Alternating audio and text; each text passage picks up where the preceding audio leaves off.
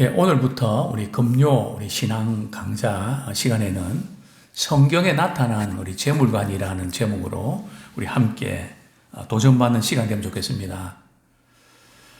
제가 한 25년 전에 우리 사회에 참 인간관계로 인해서 여러 가지 많은 아픔과 상처들이 있을 거다. 그래서 앞으로 핫 이슈가 관계 문제가 이렇게 사회적인 문제로 대두될 거다. 이런 말씀을 드린 적이 있었고요. 한 15년 정도 됐나요? 그때 우리 사회에 정치인들 또 우리 신앙인들 할 것 없이 이 재물 문제로 인해서 많은 문제들이 이렇게 막 부각되기 시작했습니다. 사회적으로 또 교회적으로도 그렇고요.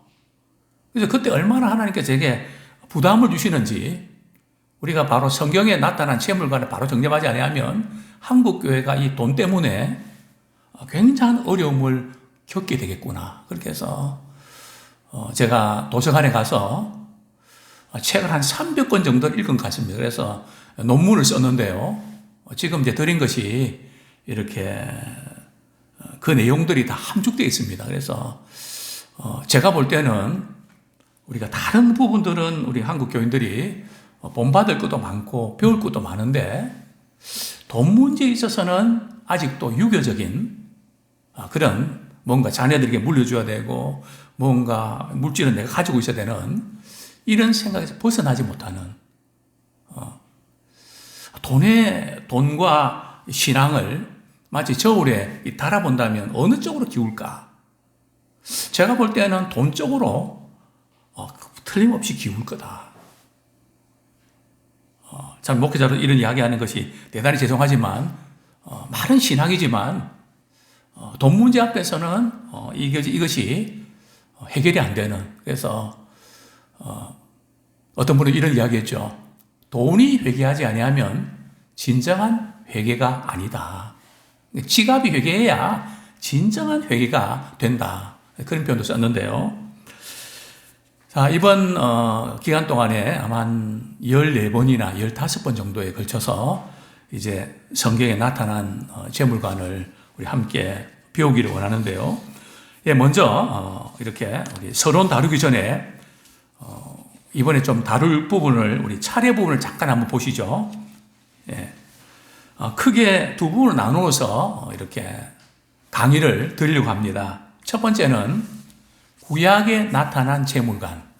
성경에는 의외로 재물에 대한 언급이 되게 많습니다. 특별히 예수님의 비유 같은 경우는 가장 많은 것이 돈에 대한 비유입니다. 그래서 구약에 나타난 재물관 그리고 신약에 나타난 재물관 AB로 이렇게 표시했는데요. 그리고 구약에서도 이제 네 개로 나누어서 첫 번째는 가나안 정착 이전의 재물관. 가나안 정착 이전의 재물관이라 그러면 크게 두 가지로요. 족장 시대 아브라함, 이삭, 야곱, 요셉. 족장 시대의 재물관은 어땠는가? 그 다음에 두 번째는 출애굽 과정에 애굽에서 이제 403년 노예 생활하면서 이제 나오게 되거든요. 그러면서 그때 그들이 가졌던 재물관은 뭔가? 그 다음에 크게 두 번째는 왕정 시대, 열왕기 시대에 왕들 시대에 그들이 갖고 있는 재물관은 뭐가 문제인가? 이렇게 그 부분을 좀 다루고요. 그 다음에 세 번째는 예언자들의 재물관. 예언자들은 그 시대에 재물에 대해서 탐욕을 부리고 가난한 자를 힘들게 하는 여기에 대해서 막 예언자들은 막 질타를 하거든요. 아주 공격적인 결국은 예언자들의 그런 말씀을 듣지 않고 나라 잃은 백성으로 떠돌게 되죠. 그것이 결국은 바알 신앙이거든요. 바알과 아세라 이제 우상숭배 죄악이 결국 돈 문제란 말이죠. 근데 그들이 하나님을 안 믿은 게 아니고 하나님도 믿고 돈도 믿고 이 두 가지가 같이 가면 반드시 돈 쪽으로 기운다는 거죠. 영혼이 잘 되고 범사가 잘 되고 강건하면 영혼이 잘 되는 것보다는 범사가 잘 강건 이쪽으로 기운다는 거죠. 그래서 영혼이 잘 된 가치, 그 결과로 이게 돼야 되는데 이걸 동덕하게 놓을 때는 우리는 눈에 보이는 그쪽으로 기울게 돼 있다는 거죠. 자, 그 다음에 우리 네 번째로는 지혜서 재물관. 지혜서가 뭔지 알죠? 욥기, 그리고 잠언, 전도서. 거기에 나타난 재물관은 어떤 특징이 있는가? 자, 그 다음에 신약에 와서 신약에 나타난 재물관은 예수님의 재물관. 예수님은 재물에 대해서 뭐라고 말씀하셨나? 또 두 번째로는 사도 바울의 재물관. 사도 바울도 이 물질 문제에서 많이 언급하고 있는데요. 그리고 우리가 잘 아는 초대교회의 재물관. 어떤 분들은 공동체 훈련을 통해서 우리 같이 일하고 같이 이렇게 나누는 그런 부분들을 이제 원리를 가지고 이렇게 살아가는데 그 부분도 우리가 성경의 그 원리를 잘 알지 못하면 오해할 수 있는 소지도 많이 있습니다. 왜냐하면 초대교회는 사유재산 인정을 했거든요. 공유재산에. 그래서 쭉 제가 보는 것은 이 사유재산, 공유재산 그 부분에서 굉장히 많은 영향을 받고 지금 보게 됩니다. 그리고 이제 구약의 재물관과 신약의 재물관의 차이점. 이전에 제가 구약의 축복과 신약의 축복의 차이점을 조금 말씀드린 적이 있는데, 자, 다시 이제 오늘 교재 메인 부분으로 들어갑니다. 오늘은 서론 부분을 좀 다루겠는데요. 예, 성경에 나타난 재물관. 오늘날 크리스찬들이 재물에 대해서 가지고 있는 견해가 크게 두 가지 있습니다. 첫 번째 이 한 가지 견해는 말이죠. 세상적인 부유의 법칙. 그것을 그대로 답습하는, 우리 하나님을 섬기되 돈을 벌고 또 돈을 쓰고 이런 모든 부분에 있어서는 세상 사람들이 추구하는 그런 물질을 모으는 그런 방식들 그대로 따라야 된다. 그리고 그 돈으로 교회를 섬기고 11조도 드리고 또 베풀기도 하고 구제도 하고 그런 거 아니냐고. 그래서 이런 그 견해들이 있고요. 또 다른 하나는 성경적인 부유의 법칙을 주장하는 견해입니다. 이전에는 이제 목회자나 경건한 사람들은 가난해야 된다고 생각했습니다. 그러나 지금은 많이 달라졌죠. 청빈한 그리스도인 이런 책들 없거든요. 거기다가 부요한 그리스도인. 이런 책 제목 자체가 이렇게 가난이 경건이라 하는 이런 부분들이 많이 이제 무너졌는데요. 자, 먼저 우리 세상적인 부유의 법칙 우리 잠깐 살펴보겠습니다. 세상적인 부유의 법칙을 따른다는 이런 거죠. 이거야말로 내가 찾고 찾던 바로 그거야. 나는 좋은 물건들을 갖고 싶어.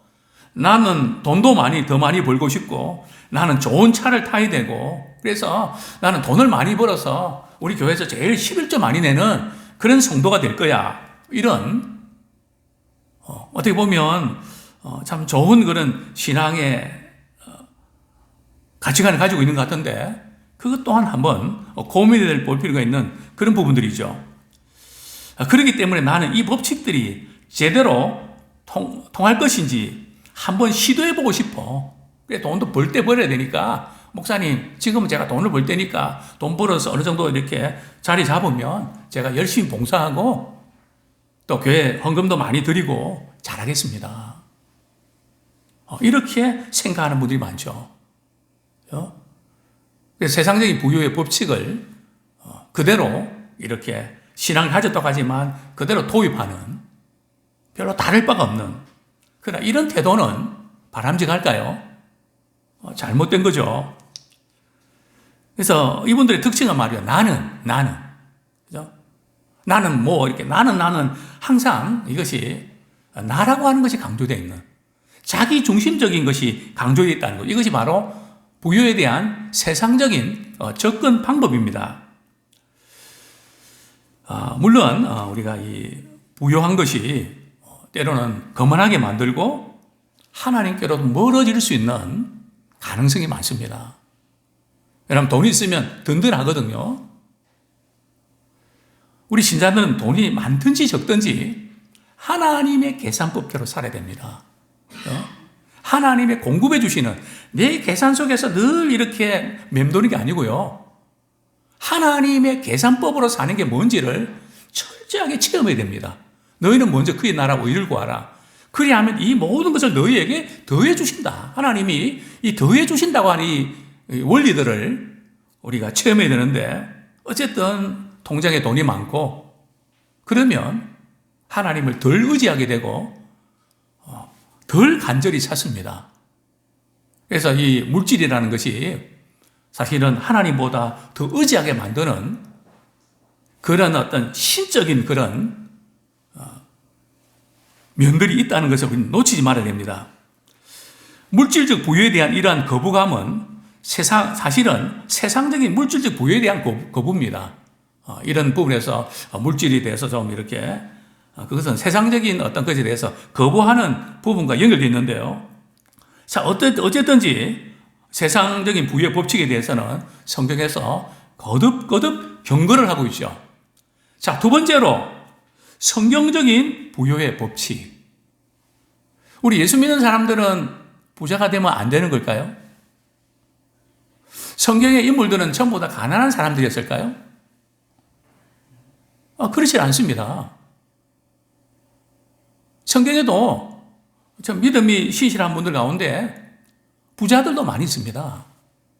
특별히 구약에 보면 아브람, 이삭, 야곱, 요셉, 그죠? 신약 시대도 마찬가지고요. 그러니까 돈이 많고 적고 거기에 따라서 신앙이 좋고 나쁘고 우리가 규정할 수는 없죠. 그죠?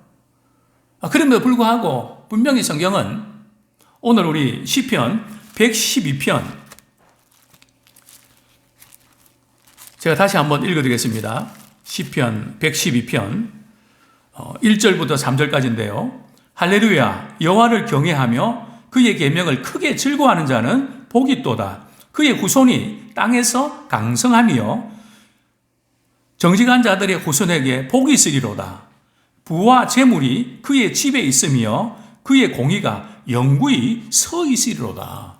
자, 부와 재물이 말이죠. 하나님을 경외하고 그분의 계명을 즐거워하는 자에게 있단 말이죠. 또 후손들에게도 하나님께서 그 부유함을 누리게 해주시겠다고 말씀하셨습니다. 자, 교환해요. 이 법칙대로 한다면 우리는 하나님께서 바라시는 대로 부유해질 것이며 이러한 부유에는 문제가 없습니다. 자, 성경이 말씀하고 있는 부와 말이죠. 세상 사람들이 추구하는 부에는 차이가 있습니다. 세상 사람들이 이제 부를 많이 모은 분들이 많죠. 그러나 성경은 그들은 부는 많이 모았지만 근심을 겸하여 갖고 있습니다. 그러나 하나님의 부유의 법칙 안에서 부를 이렇게 얻은 사람들은 부 때문에 근심을 갖는 자가 아니라 기쁨으로 근심이 없이 그것도 주신 물질을 잘 사용하면서 기쁨으로 감사함으로 누릴 수 있다는 거죠. 벌써 부유에 대한 누림이 다른 것을 보게 됩니다. 성경은 돈 그게 나쁜 건가요? 좋은 건가요? 어떻습니까? 돈이 좋습니까? 나쁩니까? 사실 돈은 좋은 겁니다. 돈 자체가 나쁜 게 아닙니다. 뭐가 나쁘다고요? 돈을 사랑하는 거. 돈에 너무 집착하고 그냥 무슨 말하면 돈. 너무 거기에 신경을 많이 쓰는 그것을 이제 경계하고 있는 거죠.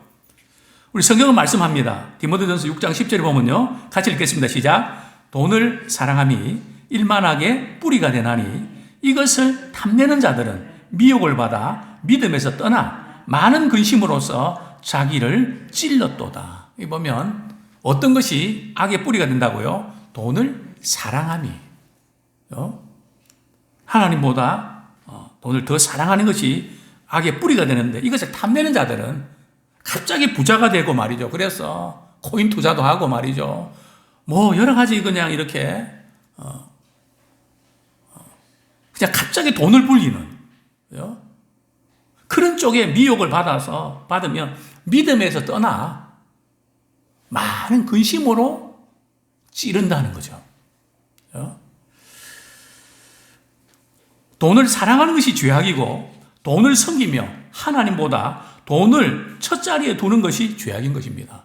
하나님의 자리에 말이죠. 그 돈을 두는. 그게 이제 우상이죠. 정말 그렇게 되기가 되게 쉽습니다. 저는 늘 목회자지만은 묻습니다. 너는 통장에 있는 돈을 더 의지하냐? 나를 더 의지하냐?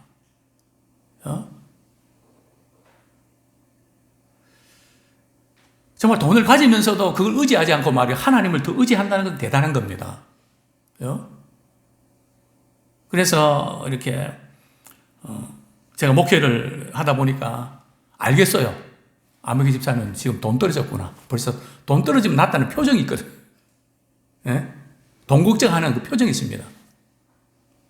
물론 우리가 살아가는데 돈에 대해서 걱정하죠. 그래 잠도 못 자고 참 이렇게 우리 신경을 많이 쓰는데 그 부분도 우리 지나치게 우리가 마음을 빼앗기면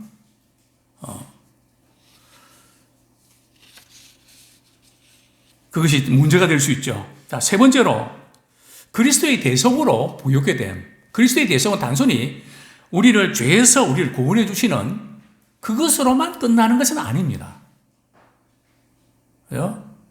그리스도의 부요함은 훨씬 더 많은 것을 이렇게 내포하고 범위가 넓죠. 신약은 예수 그리스도의 대속으로 그리스도인들은 하나님께서 아브라함에게 주신 축복을 상속받을 것이라고 가르치고 있습니다. 우리 갈라디아서 3장 14절에 보면 말이죠. 이는 그리스도 예수 안에서 아브라함의 복이 이방인에게 미치고 우리 예수 믿기 전에는 율법의 저주에서 우리는 헤어나지 못했죠. 그 말씀도 못 지키고 뭐 여러 가지 많이 걸리는 그 율법을 우리 지키지 못할 때에 우리는 정죄의식, 저주를 이렇게 늘 우리 느낄 수밖에 없는데 우리 저주에서 우리를 주님은 속량케 해주셨다는 거죠. 그리고 우리에게는 아브라함의 복이 이방인인 우리에게 미치게 됐다는 거죠. 복이라는 첫 번째 의미는 우리가 영원히 구원받는 그 복이죠. 또 영혼이 잘 되는 복이죠. 그러나 이 아브라함의 복의 의미는 단순히 영혼이 잘 되는 그 의미만이 전부가 아니고요. 많은 것을 함축합니다. 그래서 아브라함에게 축복의 통로로 내가 써주겠다. 약속 주지 않았습니까? 거기에는 많은 의미들이 내포되어 있는데요. 너희가 그리스도의 것이면 우리 갈라디아서 3장 29절에 보면요. 곧 아브라함의 자손이요. 약속대로 유업을 이을 자니라. 만약 하나님의 법칙에 따라 재산을 모으고 늘려간다면 부유하고 성공한다고 해서 문제가 될 것은 없습니다. 우리 시편 우리 112편 1절에서 3절 다시 한번 읽겠습니다. 시작. 할렐루야. 여호와를 경외하며 그의 계명을 크게 즐거워하는 자는 복이 있도다. 그의 후손이 땅에서 강성함이며 정직한 자들의 후손에게 복이 있으리로다.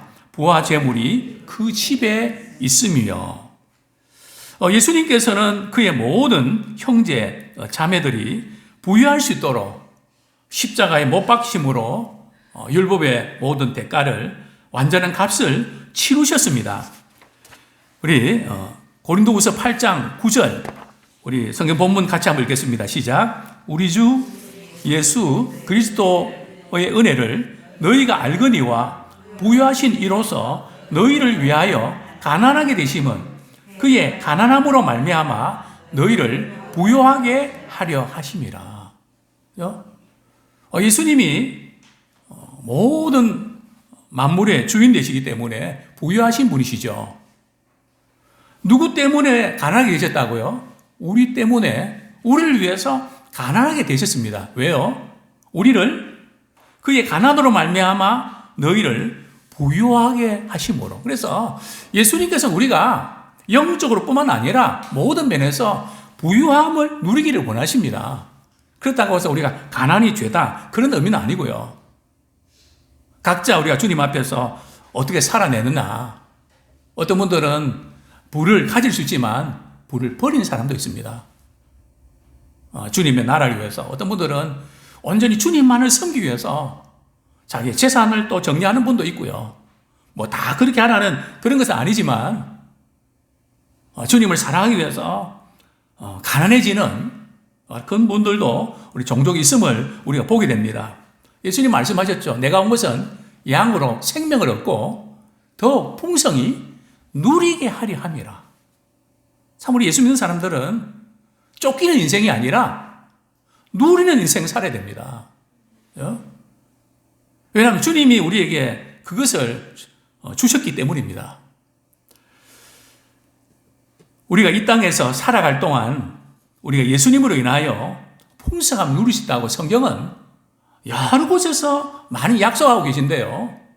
물론 우리 요한복음 14장 12절에서 14절 말씀은 또 다른 면에서 해석할 수 있지만 또 우리가 물질 부분에 있어서도 우리가 적용할 수 있는 본문이기도 합니다. 요한복음 14장 12절부터 14절까지 한번 읽겠습니다. 시작. 내가 진실로 진실로 너에게 이르노니 나를 믿는 자는 내가 하는 일을 그도 할 것이요 또한 그보다 큰 일도 하리니 이는 내가 아버지께로 감이라. 너희가 내 이름으로 무엇을 구하든지 내가 행하리니 이는 아버지로 하여금 아들로 말미암아 영광을 받으시게 하려 함이라. 내 이름으로 무엇이든지 내게 구하면 내게 행하리라. 그렇습니다. 저는 목회하면서 여러 번 그런 말씀 드린 적이 있지만은 너희는 먼저 그의 나라와 그의 의를 구하라. 그리하면 이 모든 것을 너희에게 더하여 주시리라. 저는 이 말씀을 목회하면서 입증하고 싶었습니다. 물론 제가 입증한다고 그 말씀이 진짜가 되는 거 아니지만은 정말 그 말씀이 진짜다.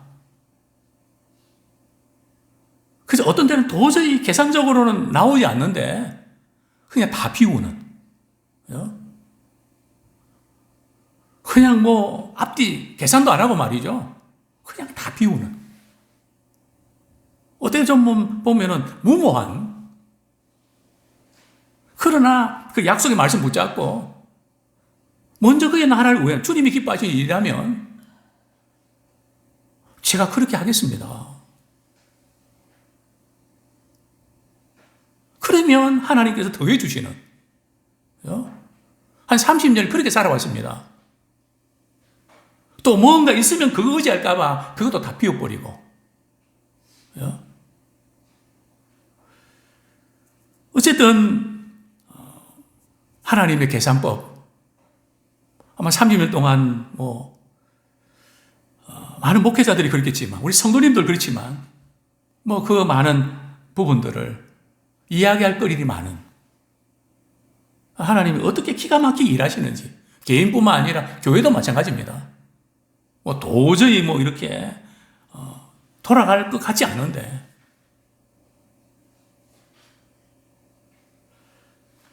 그러나 이제 하도 그런 걸 많이 겪다 보니까 거기에 대한 믿음이 생기는 것 같더라고요.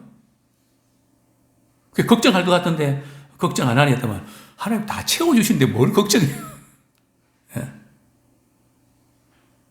그렇습니다. 저는 하나님이 채워주시는 그 자체도 중요하지만 하나님이 어떻게 하나님의 계산법대로 사는데 어떻게 일하시는지 하나님이 일하시도록 여지를 만들어야죠. 근데 우리는 우리 계산 속에서 하나님이 일하시는 여지를 혹시 막고 있지는 않은가 돌아보게 됩니다. 자, 하나님께서는 세상의 많은 부요를 누리고 있는 사람들이 아니라 주의 자녀들이 부유하기를 원하십니다. 그거 아세요? 세상에 많은 부자들이 얼마나 많습니까? 그들보다 믿음의 사람들이 부유함을 누리기를 원하십니다. 우리 욥기 27장 16절 17절 어떻게 보면 불신자들이 볼 때는 믿는 사람들이 좀 얄밉다. 어떻게 저런 말을 하지 할 정도로 말이죠. 하나님께서 그렇게 말씀하십니다. 그가 같이 읽겠습니다. 시작. 그가 비록 은을 티끌같이 쌓고 의복을 진흙같이 준비할지라도 그가 준비한 것을 의인이 입을 것이요 그의 은은 죄 없는 자가 차지할 것이며. 그가 누굽니까? 악인입니다. 악인이 많이 쌓아놨는데 말이죠. 준비해놨는데 그걸 갖다 누가 말이죠? 쓰게 된다고요? 의인이 차지하게 된다는 거죠.